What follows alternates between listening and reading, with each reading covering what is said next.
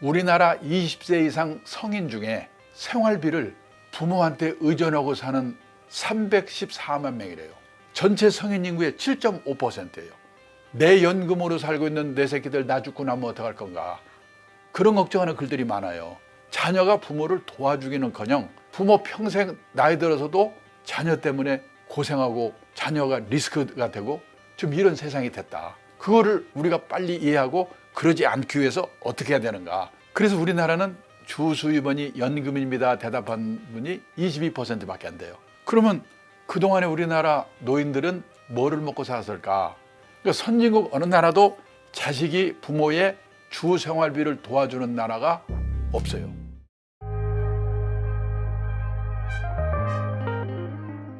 자식이 노후에 내 경제 생활을 책임져 줄 거다, 이런 생각은 버려야 된다. 우선 나타나는 게 뭐가 있냐면요, 일본 내각부라고 하는 데서 주요국의 노인들한테 매달 주 수입원이 뭡니까? 이렇게 물어봤어요. 미국, 일본, 독일 노인들은 주 수입원이 연금입니다 이렇게 대답하는 거예요. 근데 우리나라는 주 수입원이 연금입니다 이렇게 대답할 수 있는 사람이 누굴 것 같아요? 선생님, 공무원, 군인 했던 분들, 그분들이 연금이 있으니까. 그리고 한 일부 사람. 그래서 우리나라는 주 수입원이 연금입니다 대답한 분이 22%밖에 안 돼요. 그러면 그동안에 우리나라 노인들은 뭐를 먹고 살았을까? 1980년도만 해도 자녀의 도움이 72%였어요. 그러니까는 1980년대에 그렇게 저한테 질문을 했으면 그 말이 맞아요. 그런데요, 우리는 뭐든지 변화가 화끈하거든요. 2021년에 주 수입원이 자녀의 도움입니다, 자녀가 도와줍니다 대답한 사람이 14%로 줄었어요. 몇 년 지나서 다시 이 조사를 하면은 우리나라도 자녀의 도움이라고 대답하는 비율이 미국은 0.7%, 일본은 1.9%, 독일은 0.4% 이렇게 될 거예요. 그러니까 선진국 어느 나라도 자식이 부모의 주 생활비를 도와주는 나라가 없어요.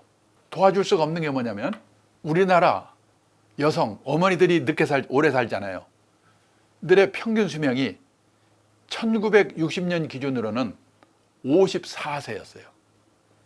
근데 2020년 기준으로는 86세예요. 그러니까 32년이 늘어났어요. 60년대까지만 해도 수명이 짧았기 때문에 노부모 부양 기간이 평균 5년이면 끝났어요. 근데 앞으로 100세 시대에는 25년에서 30년을 부모를 부양해야 돼요. 그러니까 노인이 노인을 부양해야 되는 시대예요. 자식도 노인인데 나를 어떻게 도와줍니까? 그리고 실제요, 이 자녀들한테 부모 봉양에 대한 의식조사를 한 자료를 보니까 1998년도만 해도 예, 그렇습니다 라고 대답한 사람이 90%였어요. 그러니까 자식들이 실제로 도와주고 안 도와주고는 별도로 하고 도와줘야 된다고 생각했어요. 그런데요, 2020년에 조사를 해봤어요. 부모 부양은 자식의 책임이냐? 이렇게 물어봤더니 예라고 대답한 사람이 22%로 줄어버렸어요. 그러면 누가 도와줘야 되냐? 이 가족과 사회의 책임이다. 막말로 나라가 도와줘야 된대요. 그리고 부모 스스로 알아서 하세요. 이게 17%예요. 이렇게 지금 현실도 그렇고 젊은 세대, 자녀 세대들의 생각도 바뀌었다는 거예요. 지금 부모 세대보다 자녀 세대들이 훨씬 못 살게 돼 있잖아요.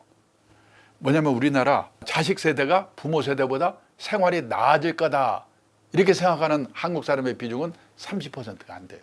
그러니까는 선진국도 그렇고 실제 우리나라 의식조사를 해도 자식들이 부모를 도와줘야 된다고 생각을 안 하고 있어요, 대부분이. 그리고 또 도와줄 수도 없어요. 부모 부양 기간이 너무 길어졌기 때문에, 100세 시대. 그리고 경제력이 부모 세대보다도 자녀 세대가 도와줄 여력이 또 없어요. 그러니까는 불가능하다고 봐야 되는 거예요. 아니, 자식이 위험해? 그게 무슨 말이냐? 위험해요. 내가 너에게 노후자금이 있다고 하더라도 자식이 사업에서 실패해, 신용불량돼, 손 내밀어, 우리나라 정서에서 부모가 안 도와주고 못 빼거든요. 그거 도와주고 쪽방에 산죠. 그걸 자녀 리스크라고 그래요. 그걸 통계로 말씀드리면은 2021년에 조사를 해보니까 우리나라 20세 이상 성인 중에 생활비를 부모한테 의존하고 사는 그걸 이제 캥거루라고 그래요. 그러니까 숫자가 몇 명이냐? 314만 명이래요. 전체 성인 인구의 7.5%예요. 그 중에 30대, 40대만 해도 65만 명이래요. 근데 캥거루가 이 말 들으면 열받는데요. 왜? 캥거루는 짐승인데도 지 새끼를 낳아서 딱 1년 보호하고 그냥 쫓아버린대요. 사람은 끝이 없잖아요. 그게 자녀 리스크예요.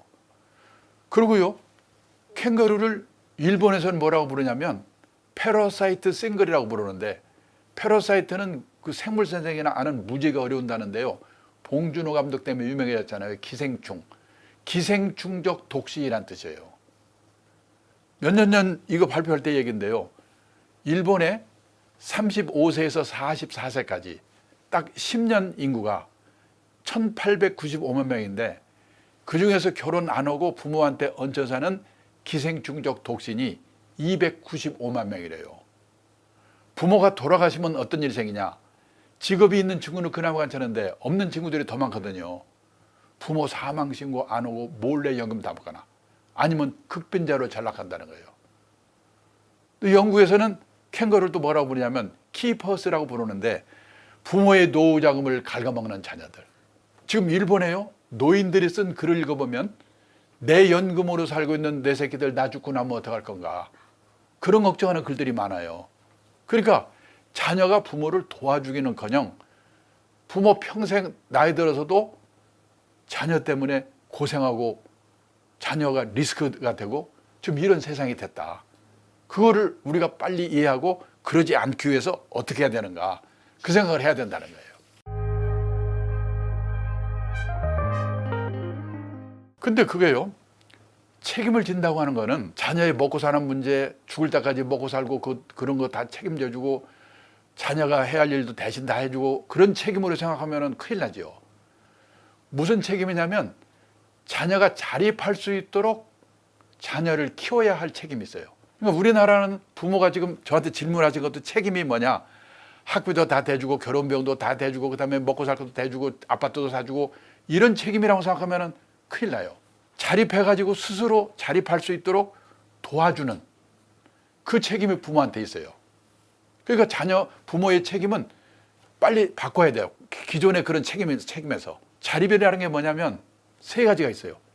첫째는 뭐냐면 행위의 자립. 내가 머물러 있던 자리, 휴지나 이런 거를 나 나간 뒤에 누가 와서 치우도록 하면 안 되죠.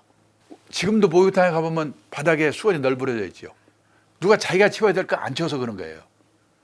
또 회사에서도 어떤 사원이 뭘 하면은 못 믿어가지고 다른 사람이 가서 다시 한번 확인해야 돼.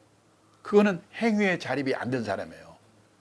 내 자식이 그러면 어떻게 되겠습니까? 그러니까 행위의 자립을 할 수 있도록 어릴 때부터 부모가 키워야 할 책임이 있는 거예요. 책임이라면. 두 번째는 의식의 자립이에요. 남의 눈에 전전긍긍하는 게 하면 안 돼요. 그러니까 남의 눈에 종속되면 안 된다는 거죠. 근데 지금 우리나라는 세계에서 아마도 남의 눈 때문에 제일 미치는 나라일 거예요. 저는 미국에서 살아보지 못했는데 미국에서 온 사람이 그러더라고요. 거기는 학교를 졸업해도 넓은 천지에 흩어져 버리기 때문에 친한 친구 몇 빼고는 누가 어디서 뭐 하는지도 모른대요. 근데 우리는 동창회, 향후에 무슨 동네 모임, 무슨 모임, 개 모임 모여가지고 그냥 공부도 못하는 게 얼굴 좀 이뻐가지고 시집을 잘 갔는지 뭐 이거 샀다고 저거 샀다고 올리고, 나는 점심에 이거 먹었다고 사진 찍어서 올리고, 누구는 어떻고 누구는 어떻고. 우리나라처럼 남의 눈 때문에 미치는 나라가 없잖아요. 남의 눈에 종속되면요 다른 일이 다 안 되는 거예요. 그래서 의식의 자립이 필요해요. 두 번째. 그다음에 세 번째는 뭐냐, 경제적 자립이에요. 생활력이 없어가지고 부모한테 의존하고 살면 어떻게 되겠습니까? 남한테 의존하고 살면. 근데 우리가 경제적 자립이라고 하면 그러니까 돈 버는 능력, 재테크, 이것만 키워준다고 생각하는 거예요. 그런데 뭐냐, 더 중요한 거는 진정한 경제적 자립이란 주어진 경제적 상황에 자기 자신을 맞춰 넣는 능력을 기르는 거. 절약이에요. 그러니까 부모의 책임은 사교육 많이 시키고 그다음에 결혼비용도 대주고 아파트도 사주고 그런 책임이 아니고, 그래서 애를 자립 못하게 만들면 오히려 부모는 자식을 망쳐먹은 거고, 지금 말씀드린 행위의 자립, 의식의 자립, 그다음에 경제적 자립, 그 자립인으로 자식을 키워야 할 의무가 부모한테 있다. 그 책임이 있다. 책임이라면 그런 책임이라고 말씀드리겠습니다. 그러기 위해서는 우리나라의 어머니들이 바뀌어야 돼요. 다 어머니들 때문에 그렇게 되는 경우가 많거든요. 아버지는 또 책임 있는데 대부분 밖에 나가서 일어나라고 지금 이 대개 집안일을 주도하는 건 자식 집 사주는 것도 엄마가 사주다고 그러고 사교육 시키는 것도 대부분 엄마가 시키다고 그러고 대부분 그러잖아요. 그래서 지금 우리나라의 사교육이 돈도 그 많이 써가지고 자기 노후 대비를 못하는 것도 문제지만, 사교육의 문제는 뭐냐면 어머니들이 시간표 다 짜잖아요. 어느 선생이 이걸 하더라. 그래서 시간대로 그냥 돌려요, 로봇처럼. 근데 지금은 직업이 사라지는 시대거든요. 옥스퍼드 대학의 마틴 스쿨이라는 데서 고용의 미래라는 보고서를 발표했는데, 그 보고서에 의하면 2033년 10년 후가 되면요, 현재 있는 직업의 47%가 사라진대요. 지금 그러니까 내가 있는 직장이 사라질지도 몰라요. 그러면 그리고 또 문제는 뭐냐? 새로운 일들이 생기는 거예요. 그러니까 자식한테 외우는 능력을 가르치는 게 아니라 생각하는 능력을 가르쳐 줘야 돼요. 그런 책임이 부모한테 있다는 거예요. 책임에 대한 올바른 이해가 필요하다. 자녀 등록금은 부모의 책임이다. 이 질문에 대해서 우리나라와 일본에서는 예, 그렇습니다 대답을 했어요. 부모의 책임이라고 생각하는 거예요. 근데 미국에서는 아니요 그러는 거예요. 그러니까 뭐냐면 벌써 우리나라와 일본은 등록금도 부모 책임이라고 생각하는데 미국 부모들은 아니라는 거예요. 지금요, 우리나라의 대학 진학률이 몇 퍼센트인지 아시죠? 제일 높을 때 83%까지 올라갔다가 지금 69%예요. 근데 세계에서 1등이에요, 대학 진학률이. 그런데요, 제가 3년 전인가 지방의 어느 휴양림에 그때 환갑 나이 된 40명이 모여서 동창회를 하는 거예요. 근데 그 동창회 회장이 저한테 그 40명의 60년생, 61년생 학력 분포를 저한테 보여줘요. 대졸이 10%, 고졸이 50%, 중졸이 40%예요. 그러니까 지금 환갑된 사람들 조금 넘은 사람들의 대졸 진학률이 그 정도였단 말이죠. 근데 그게 지금 69%까지 올라갔으니까 83%까지 올라갔다가 그만한 대학생이 취직이 될 리가 없죠. 아까 말씀드렸지만은 그 미국이나 유럽에서는요, 아르바이트 하든지 융자 받아서 장학금 받아서 가야 되기 때문에 공부를 다 좋아하는 게 아니거든요. 공부가 싫으면은 들어가봤자 학교가 별 볼 일 없거나 그러면 들어가봤자 어차피 취직도 안 되잖아요.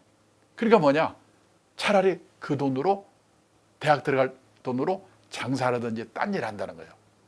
그래서 나중에 5년 지나 10년 지나서 꼭 공부가 다시 하고 싶으면 얼마든지 할 수가 있잖아요. 지금 우리나라는요, 부모가 다 대주니까 공부가 싫어도 학위가 시원찮아도 무조건 다 들어가니까 취직이 더 안 되잖아요. 그러니까 저는 뭐냐면 공부가 싫은 사람이 억지로 갈 필요는 없다. 그래서 딴 일을 하다가 다시 뒤늦게 공부하고 싶다. 그러면 미국처럼 그때 다시 얼마든지 들어갈 수가 있잖아요. 그런 세상이 와야 된다는 거예요. 그 이번에는요, 결혼 비용은 부모의 책임이다. 그랬더니 우리만 예라고 그러고 미국, 일본 아니요. 그렇게 대답했어요. 그러니까 일본도 결혼 비용은 기본적으로 자녀들이 자기가 벌어서 가야 된다고 생각하는 거예요.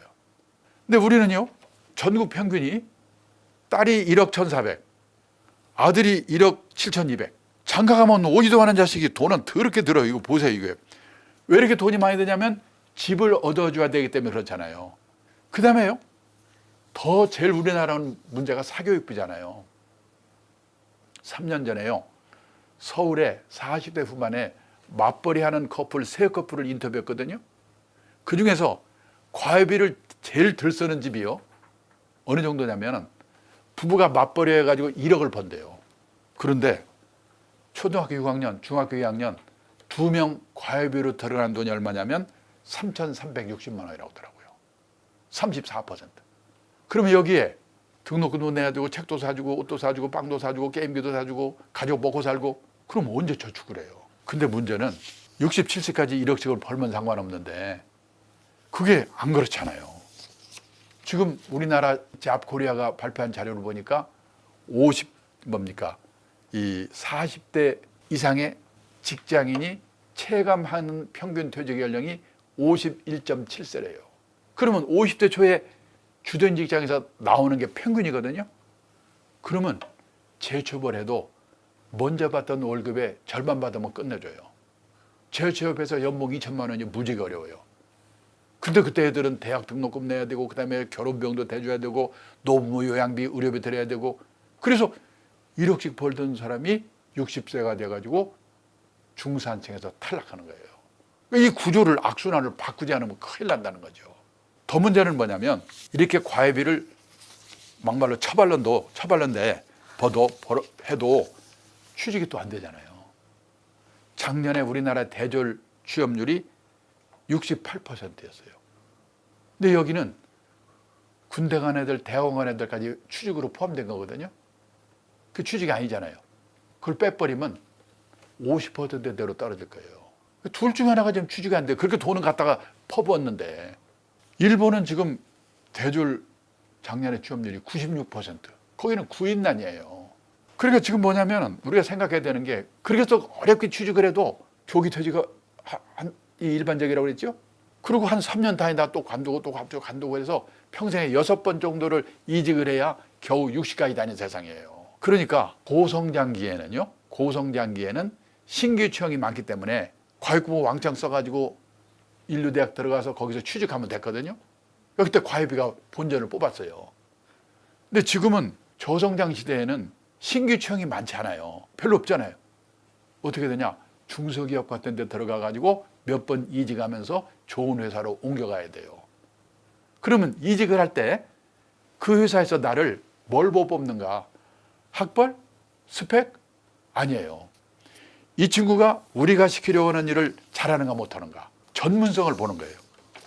그 다음에 두 번째로는 평판. 인간성이 돼 있는가? 거기서 걸리면 끝이래요. 요즘요 대기업의 인사 담당자들이 자기들끼리 모여서 그런답니다. 속지 말자 학벌, 다시 보자 스펙. 세계에서 우리나라가 소득 대비 자녀한테 돈을 가장 많이 퍼붓고 있는 나라인데 그렇게 퍼부어가지고 자녀 자립도 못 시키고 노부모도 불행해지고 이거를 빨리 깨달아야 돼요. 아니 어느 한쪽이라도 잘 되면 상관이 없는데 자식도 그렇게 해서 로봇 인간 만들어서 생각 없는 인간 만들어 자립을 못하는 애들 만들어 놔서 자식의 노후도 불행해지고 또 돈을 다 써버렸으니 부모의 노후도 불행해지고 이런 장사가 어디가 있습니까? 빨리 이 현실을 우리나라 부모님들이 깨달아야 된다.